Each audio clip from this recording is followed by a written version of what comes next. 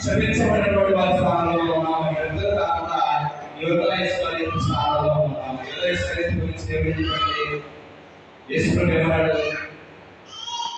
పట్టకుండా బాగుంటారు. యువత అడిచిన తర్వాత ఏమంటే ఈ యువత తల్లి కలుగులో పుట్టకుండా కూడా బాగుండు అన్నాడు. మనం ఏ స్థానంలో ఉన్నాం?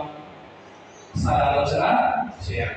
మన క్రైస్తవ జీవితాన్ని మనం ఏ విధంగా జీవిస్తున్నాం, మనం ఏ విధంగా జీవిస్తున్నాం. చూడండి, మనపడే కదా నమస్కారం వచ్చినట్టే ఇప్పుడు కాలం, నమస్కారం వచ్చినట్టే ఇప్పుడు కాలం. ఎక్కడ పూజలాగా జరిగారు, ఎక్కడ ప్రార్థన జరిగారు, ఎక్కడ శుభవారం జరిగారు, పాదయాత్రలు చేస్తాం, ఉపవాసాలు చేస్తాం. చేరా అబద్ధం ఆడుకున్నారు, అబద్ధం ఆడుకుని కూర్చున్నారు, తప్పేమో కూర్చున్నారు. అవునా?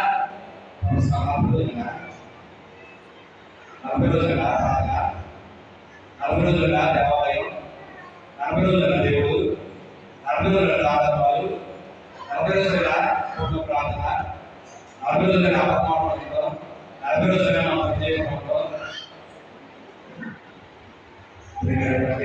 సహోదరి సోదరుడు ఒకసారి ఆలోచన చేసుకుని